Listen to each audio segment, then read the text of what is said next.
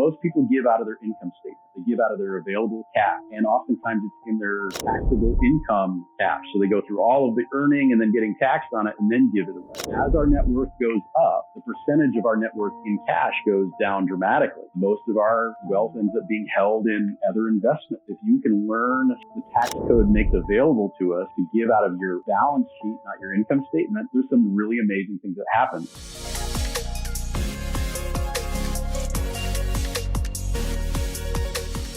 Welcome to Tech Careers and Money Talk. I'm your host, Christopher Nelson. Is there a way that you can strategically donate to nonprofits that can allow you to keep more money? Yes, there is. There's a way that you can maximize your giving impact as well as being able to keep more cash when you get to the end of the year and you file your tax returns. We're going to talk about that today in the second half of our episode.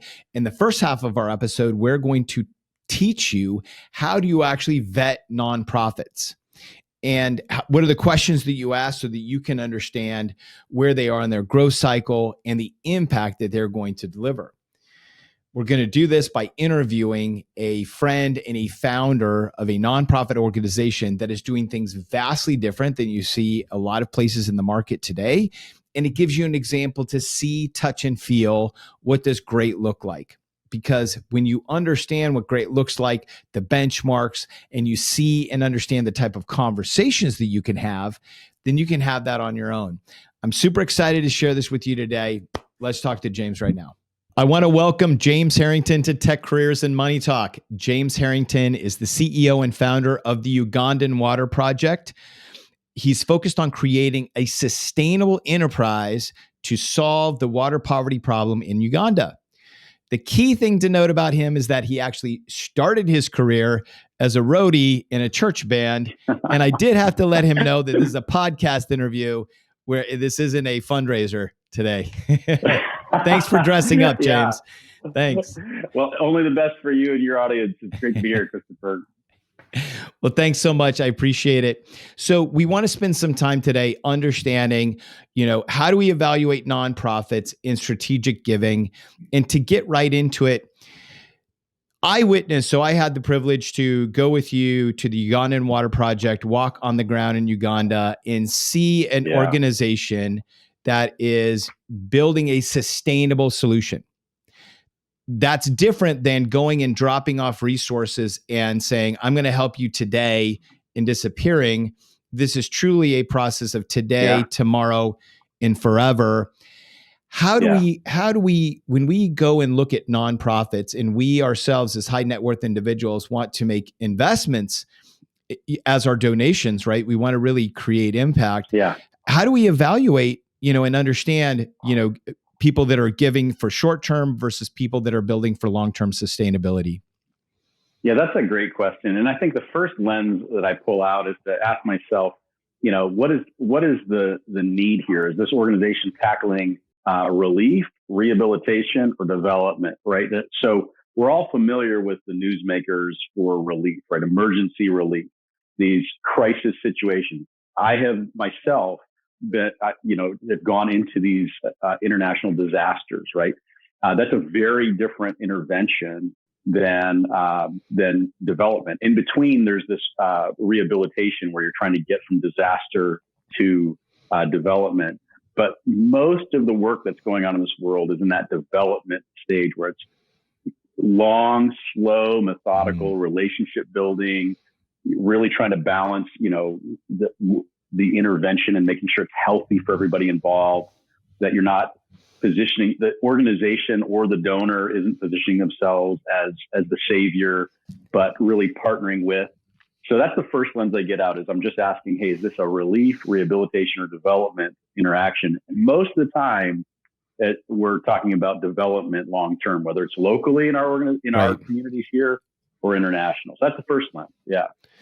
And so when you think about international development, like what % of giving in the United States is going towards international development today?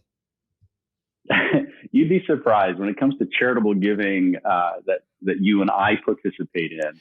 It's only about 7% of philanthropy is going to international causes. So even though you see it in the news or you see it online, you hear about it. A vast majority of our giving is locally, and I don't have a problem with that. I live most of my life in my local community, but for what I do for work, the organization I lead, we recognize there's a lot of intrepidation and fear and just ignorance of like, hey, this is weird. You want to take my money and take it to where? And it's a long ways away. And they hear all these crazy stories. So yeah, only a small percentage. And I think that's because there's a lot of fog of just like, I don't know what to expect. Interesting. So as you know, if I'm coming into an organization like yours and I'm a donor walking in the front door, what is some of the first level questions that is really important for me to ask so that I can understand, you know, who you are and why you should be on my list of companies to donate to? Honestly, it's an excellent question. And I myself am also a donor. I mean, there's causes I care about. And so really there's three go-to questions for me. And the first one is, hey, what is the goal? I don't mean the lofty, ethereal vision of the future. That's important. But I'm talking about, hey, what is the goal, the BHAG, right? That this organization is working on. What's the goal? How do you measure progress to that goal? Like there should be a way to measure the progress. And then how is the organization doing on that progress? And I think that's so important because I know for what we're doing in Uganda, the Ugandan Water Project is trying to bring safe and sustainably managed water to all the people in Uganda. And that's the goal. And it's really clear. And then it gets a little more in the weeds as to how we measure that progress. But transparently, we should be able to tell you if we're making that progress or not. And that's a great conversation for the donor and the organization to get into to see if it's a great fit. And so if you ask somebody a question and let's say their answer, their goal, you can tell right away it's too broad. Is that something that would be a scenario where it may not be a good fit for you because you don't see them focused enough? I mean, I want to try and, you know, just sort of model up some of these situations, no ding on anyone, but you know, how do we make good choices? Yeah, I would say it's important to leave a little room for the progression because honestly, you as a donors actually participate in the development of that vision a lot of times. And so even just engaging in the conversation, if there's a lot of other great things about the organization, sometimes the conversation you're having helps them dial those things in. And so it could be that they're more focused in their work than they are in the way they talk about it. And so I think yes, it's good to ask yourself like, hey, if this seems so big and ethereal, or if they're a brand new organization, saying they're going to change the course of a nation, there's a little bit of a scale imbalance. It's not believable. But sometimes it's just a matter of, organizations feel like they have to talk huge, even though they have a good tactical approach. So the conversation itself is a really important part of discovery. Well, and it sounds like this goes back to this model that you spoke about before, right? Relief, rehabilitation, and development is how do then these goals, how does that line up with some of those, I would call that an execution methodology to make sure that, okay, that's sort of congruous. And then going beyond that, it sounds like the next level is there is a, not just how they're doing on meeting the goals, but there is a, how are you meeting your goals? Like what is the way that you're actually moving the ball forward, right? So that we can actually see and understand that as well. Yeah. And I will say like some of those conversations with some of our most vested donors, because we really look at it as, like you said, as investors, as partners. We started out really focusing on water projects for rural communities, just more and more and more of those. But it was in that dialogue we realized, hey, this is not the singular way to reach our goal. And it began to open a really great dialogue that challenged us to add not just safe water today, but sustainability tomorrow, and the systems change policy, kind of water security forever. And so honestly, it's engaging in that interactive dialogue oftentimes can really move things from one level of effectiveness to another.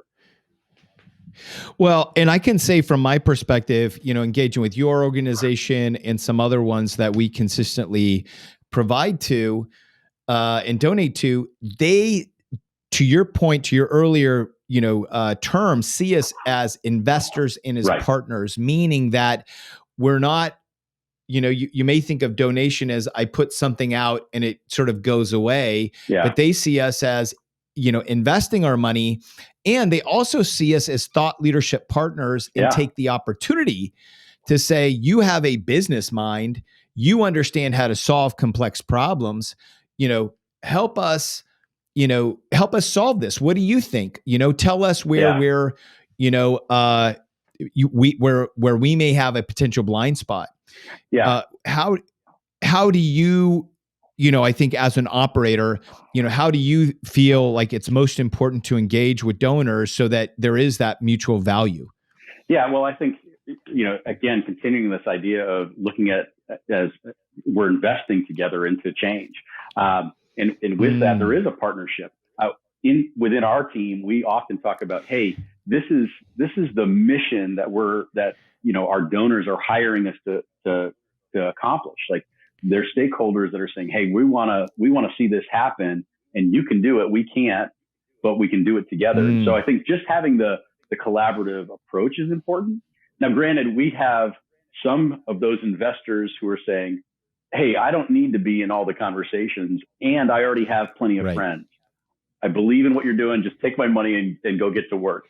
And then there's other people who are saying, no, I want to get down in the trenches with you. Clearly, you and your family just literally got down in the trenches with us. So you're at one end of the spectrum. But I think, asking that question of, hey, is there room within this set of relationships for the way I like to engage as a donor with this mission? And I think that's, again, those are important things to explore. They are. And I really like your response, because it is important for us, as high net worth individuals, as we're engaging in this, realizing that we can want to engage in multiple different ways. To your point, I love the way that you phrased it, saying, I am investing for change. There was a part of, my 20-year career, a large part of it was really spent in commerce and generating revenue. And the impact we did was growing these commercial enterprises. That was great. And I got a lot of enjoyment from that. However, in this phase of my life, I want to invest for impact. I want to see it, touch it, feel it. But other donors and or investors of change may not want to have that same participation, and that is okay. However, I do think it is important that you have a framework as a responsible investor of your money to understand where your dollars are going.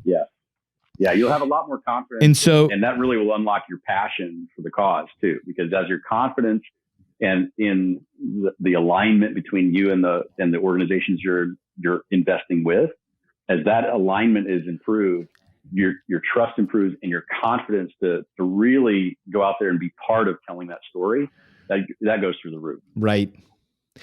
Because then we as donors become advocates to bring our friends to the table as well, and we're able to then compound the change.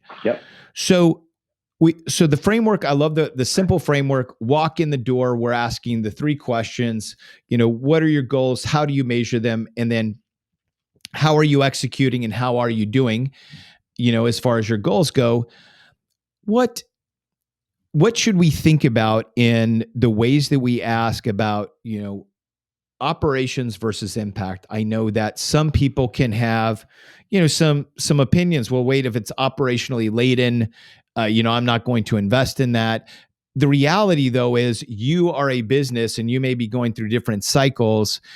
How should we be thinking about asking the question, and what are the answers we should be listening for? Yeah, so I think it's important to ask the question of what percentages and things like that, to be aware of what's the general tendency of the organization, to make sure that really it really resonates for you personally. But know where they're at in their strategy cycle, because sometimes one snapshot today doesn't mean that that's how it reflects every year. Well, because you go through cycles like other companies where you may be investing in growth, you may be investing in training, You may be investing in core infrastructure. Hey, we need to buy a truck this year, or other things, Absolutely. other pieces of things like that. So, how do you generally, if somebody's asking that question, I mean, what should we expect to hear if somebody is being transparent and you're walking us through a business plan?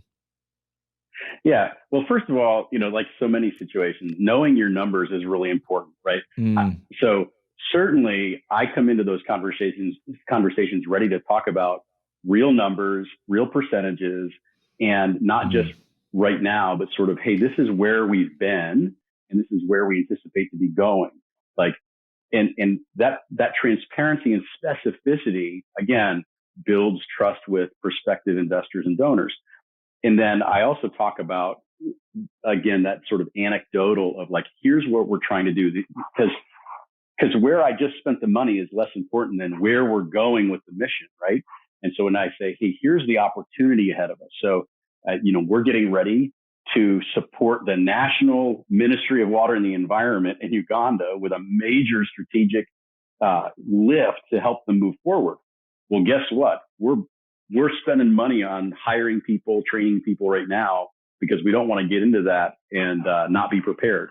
So I talk about what's ahead so that those prospective donors know, oh, wow, what a great thing it is to see an increase in admin costs right now. Because that means we're not going to be caught unprepared.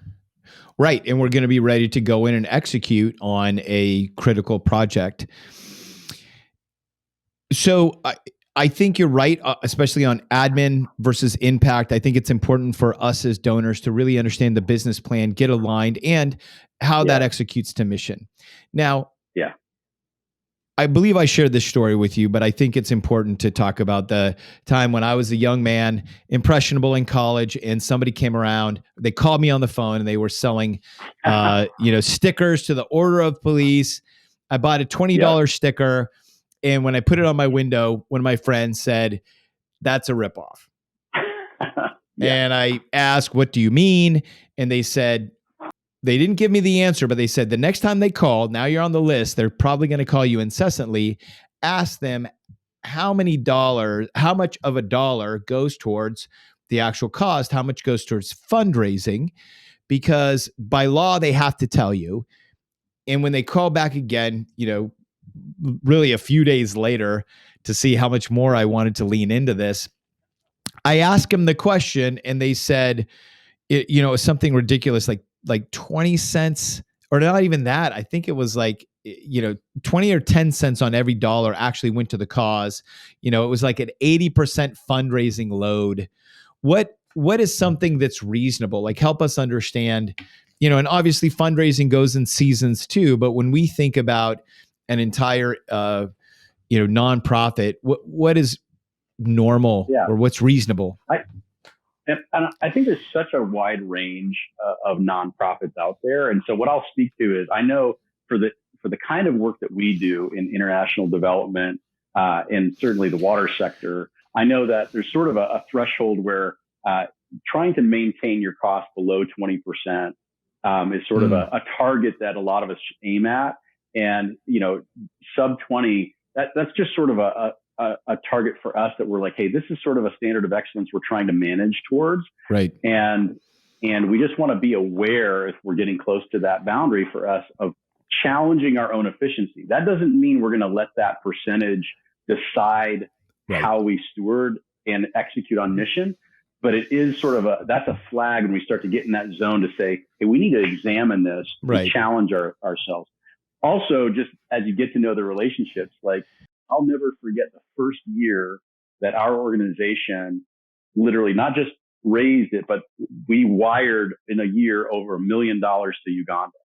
And that had been a goal of mine just because I was like, man, it just would feel so good to see that. And when you talk to me and that fire burns in someone's belly, you're like, oh, these guys are trying to make impact. So look for those indicators of what they have aside from the donor's question. What are their own, like, just burning, like, yeah, I want to see this happen. Well, and to that point, how much, like, when you think about your personal selection and where you donate, how much is dictated by leadership, not just meaning a single person, but a group of people that are really on mission there. It's huge because honestly, all the resources in the world, it's like, the money is fuel, right? And if you've got a full tank of fuel, that's not what wins a race. We have a friend, Jim Adams, who's really he's been exploring racing, right? At the end of the day, there's a lot more to just fuel that wins a race. You've got to actually be able to drive, and you've got to have a team keeping that car running. And so I think the fuel is critical. You cannot win a race without it, but so much more relies on the team. And for us, that team is what really makes things happen. So I think it's absolutely important to know, the longevity of the team, what the turnover is, sort of where they're at in their life cycle, because it matters. If you're getting onto a train and the engineer is getting ready to hop off, you're like, oh, wait a minute, this is a very different experience than if someone's like, oh yeah, I got 10 years more of vision personally. So I think that how they pipeline leaders, is this a top down or a single personality at the center kind of organization, or are they really raising up young dynamic leaders and helping develop them and get them into the mission too? So we've covered off on some of the fundamental questions you would ask, thinking about operations versus impact. Tell us, as we start closing out this section of the conversation, what are some more advanced level questions as you're doing a deeper dive? And if you think about one of us, we're doing a significant donation, of high 5 or 6 figures, even 7 figures. What are some questions that we should be asking? Yeah. First of all, if you've never, just like you and I as individuals or families, we submit an end of the year tax year, a 1040, right? Our tax return. Right. Organizations submit a 990. And so, 10 minutes on YouTube will give you a quick guide of how to work your way through that to understand what are you looking at. But that's a great resource. Every public charity has to file one of those. And that's one snapshot that allows you to go, okay, this will give me some understanding of some of the financials and some of the big programs, and again, transparency. So, and you can even see like the board and things like that. So knowing your way around that really equips a donor as they're doing their due diligence. I think what they put out there on their website and what they make accessible to you is also just a great question to look at their social media feed and certainly their website. What financials or audits do they make available to the public?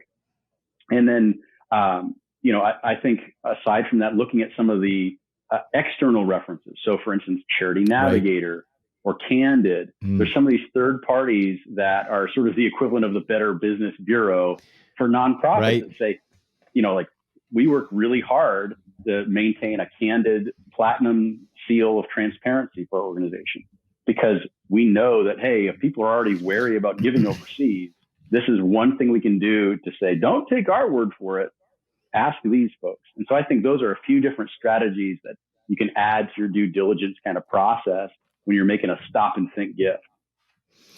Well, and that's great, because from what you just said, not only can we do some external vetting, but we can actually then get a hold of the financials and really do a deep dive on those to go in and have rich conversations as we're trying to understand the business plan, understand the mission, and those types of things.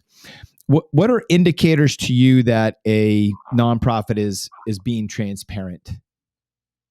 Yeah, I mean, I think, first of all, being able to really make some of the reports and financials available. Like, how easy is it to find out the information?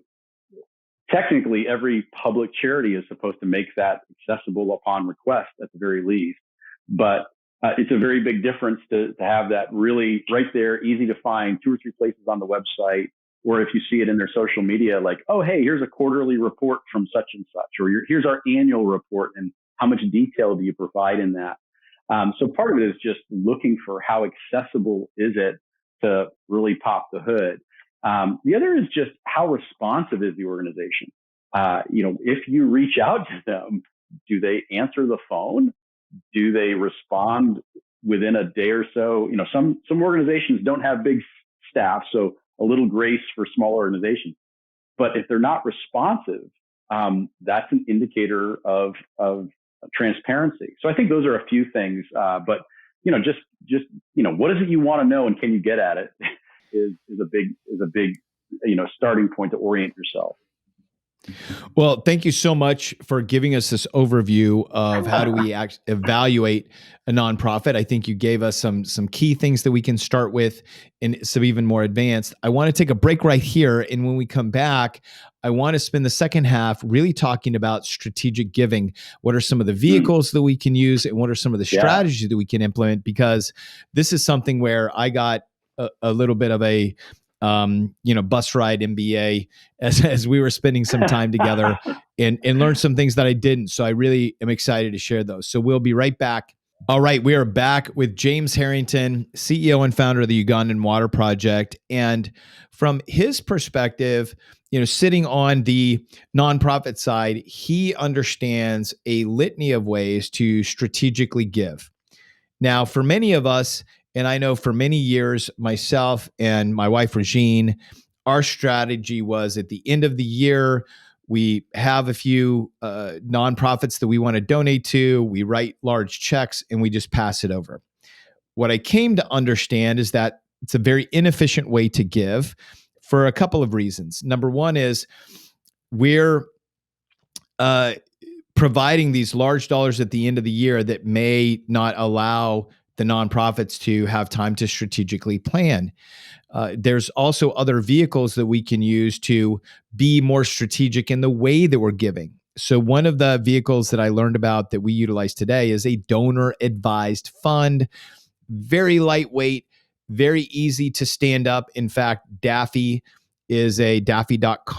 I believe, is a a donor advised fund that you can stand up. And that vehicle, anytime we personally write a check to it, it is a nonprofit entity that then allows us to get the write-off immediately.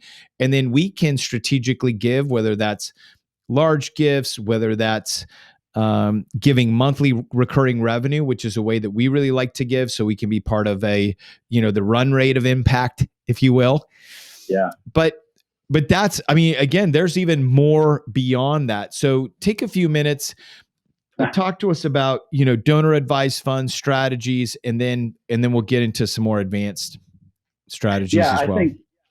I think it's so exciting to me, because I think this is where you can really get into some real partnership and helping people. Because I can't tell you, I got really excited about this because I had so many conversations over the years of people saying, I love what you're doing, I just wish I could do more.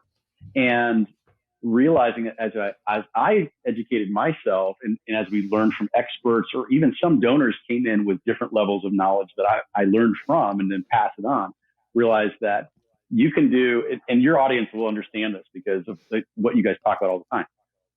Most people give out of their income statement. They give out of their available cash, right? And oftentimes it's in their taxable income cash. So they go through all of the earning and then getting taxed on it and then give it away. And the truth is, as our net worth goes up, the percentage of our net worth in cash goes down dramatically. Most of our wealth ends up being held in other investments, everything from intellectual property to real estate to business interests, right? And so 90% of the assets that Americans have are non-cash. Only 10% is cash. And yet 3/4 of our giving is in cash. And so the truth is, if you can learn some of the things that the tax code makes available to us to give out of your balance sheet, not your income statement, there's some really amazing things that happen. You can end up giving percentages of interest through a DAF in real estate or in a C Corp or S Corp. And what's amazing is in the early 80s, this was pioneered by a businessman who he was just passionate about a cause. And he went to his CPA and his attorney and said, can we appeal to the IRS if I wanted to give some shares in my C corporation to this cause I love? Could they honor it the same way as if I was doing a stock donation? And the IRS approved it, and it set a precedent that allows some really creative donations that ultimately can allow you to give more to a cause, certainly dramatically reduce your taxable, Right. your tax that you pay, and then end up often with actual more cash in your pocket for your family. It's counterintuitive, but it's amazing some of the options that are out there that we just aren't aware of, most of us. It's true, and this works very, very well for technology employees who have incentive stock options, non-qualified stock options. Well, more for non-qualified stock options or RSUs, restricted share units, that you can actually then go and take the fully appreciated shares, transfer them into your donor advised fund, and as James said, then we get to donate the full value. I know that before we discovered this, and we did discover this a couple years back, we would then liquidate shares, give the cash, but we didn't realize, okay, we were giving then a portion to the government instead of being able to give all of it to the nonprofit. And when you have this shift between income statement giving and balance sheet giving, it gives you a lot more flexibility to be able to, and this is what's in it for us as donors, is we can give the amount that we want and we can then keep more of our cash. That turns it into a win-win for everybody. Absolutely. And it really is surprising when you start to realize that you can give long before it ever hits a taxable state. And in that, your values and your assets get aligned in a way that's really satisfying. I've talked to business owners who are approaching a wealth event, an exit, and there's almost a grief because they've poured their heart and soul into their company and they know it's time to exit, but it's painful because they're like, oh, 40% of whatever happens next is going towards taxes. And they don't realize that if you want to get intentional about it, the tax guy is going to take it, or you can donate it. You are going to part with a portion. But man, what a legacy opportunity for you, for your family, for the causes that really light your heart on fire. And so I love it that one of the things I love doing is just connecting people to some of these experts that we've built relationships with over the years that can say, hey, I can be your guide to help you understand this, or some of these work in conjunction with your current CPA, with your current wealth manager. It's not trying to move you to a new account and saying, hey, no, this is someone that can help you plot that out with your current team. And that's amazing. It really is, because, for people, I know people who are listening into this, they do go through acquisitions. They accumulate a lot of stock, and there is a real way that you can then provide impact to these organizations that are doing things you want to do.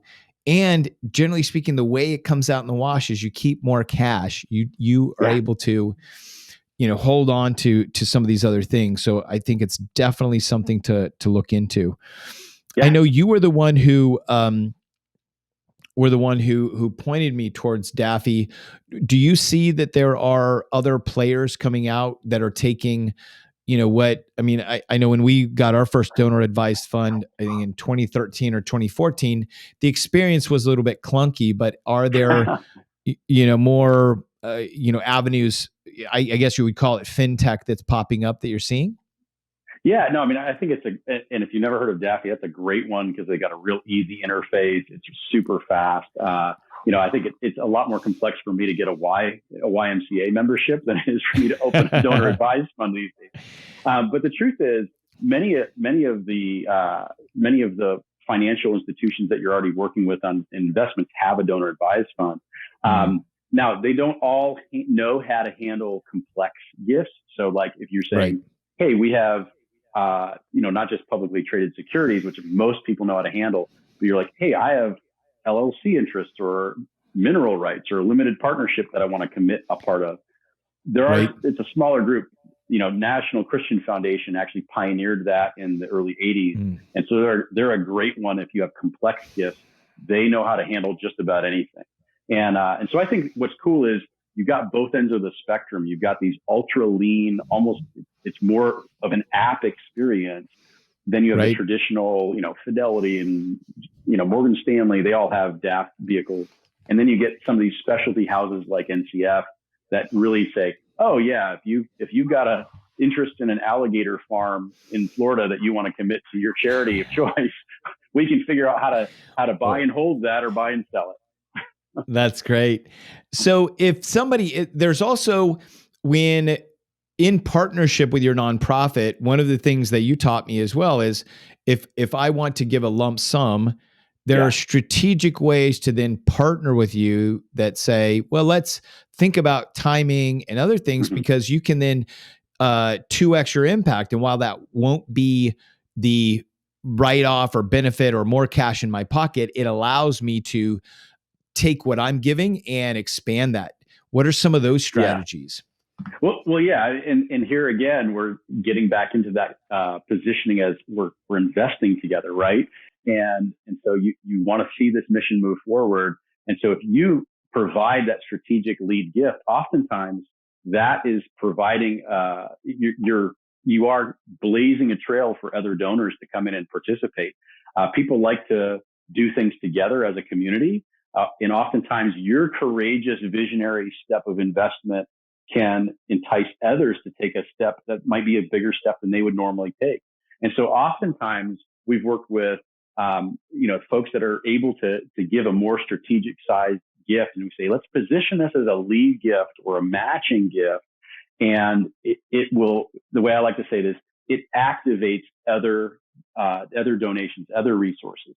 And for the organization that you're giving to, it often helps us to open up partnerships because it's not just activating our donors. Sometimes we're going to another collaborator and saying, "Hey, we have a lead gift. Do you want to come in? We'll do this together." And then you've got the alchemy of skills and experience and communities coming together. So, but I think it's a great question to ask as a donor to say, "Hey, we're thinking of something like this. How would, hypothetically, how have you used gifts like that in the past to be a catalyst or for a tipping point gift, something to move something across the goal line? And is there anything on your horizon that, you would get excited to be able to do something like that?" That helps you, the donor, know how to use your resources, but it also helps you see how the organization that you're learning to love, how they think and Mm. what they would do with that. So I think it's exciting. Well, and this has all been, very insightful because, ultimately we want to think as investors with our money. We Yeah. spend our time and talent, we get the tech equity, and there's a huge Yep. opportunity for us to invest for change, to invest for impact through Mm-hmm. nonprofits. And so being able to vet them and then having Yeah. strategic ways that we're giving is essential to our skill set. So thank you so much for sharing those today. Before we wrap up, we always have a bit of a fire round. I'm going to walk you through a few of our questions here. Yeah, let's get ready. So, how do you keep learning? Like what are ways that you continue to learn? You're in this space. I see you as an innovator there. How do you keep learning? Yeah. Obviously I'm always listening and reading and things like that, but I would say the biggest learning I do is in relationship to other people that I know share that aggressive appetite for learning. So I love to be in community with other aggressive learners that are challenging me to think differently and learn alongside them. Oh, that's great. Now, I know you have a heavy travel schedule and you have a business that spans a couple continents. So, how do you recharge? Yeah. Making sure that I have rest scheduled is one part of it. As much as I'm often, as soon as my feet hit the floor, I've got, most of my staff is 8 hours ahead. So yeah, long hours sometimes, making sure I've got downtime scheduled. And then Mm. knowing that as much as I travel for work, that discovery and adventure is a part of how I recharge. So making sure I have some travel that's not work on my schedule as well. That's important. Fills my soul. Uh, that's huge. What soft skill has helped your career the most? Yeah, honestly, learning to ask great questions. So Mm. really, just open-ended, curious questions that draw you into a relationship with other people. Uh, Improving the quality of my questions has improved the quality of my life so dramatically. All right. So we are, a career and money show. So the last two questions, number one, or the number four would be, what's advice that you'd give your younger self from a career perspective? Yeah, I would get more intentional about the network, the professional network that the younger James was not even aware of. I'd be like, hey, start in your 20s, getting intentional about connecting with professional mentors, professional colleagues, and professional community. Because when I got serious about that, that's when, I mean, again, relationships are rocket ships. We've said it before, and that really launched me forward. So younger James could have benefited from another few years of being aware of that. And so the last one is, what is the worst money or investing advice you've ever received? Yeah. That you're going to save or cut costs or coupon yourself to success, right? Like nothing wrong with people that enjoy that, but you cannot coupon yourself to a financial transformation. Instead, focusing on the assets, skills, and value add that I bring to the table. That's what I discovered. And so often in my younger years, it was like, how do I conserve, cut, shave, trim my way to success? Right. Oh my gosh, that is not going to work. Yeah. And it can be just mentally exhausting. So tell people how they can find out more about you and the Ugandan Water Project. Absolutely. Well, no surprise, UgandanWaterProject.com is a great resource for you. As we said, we love being transparent. We love connecting. You can find us on social media.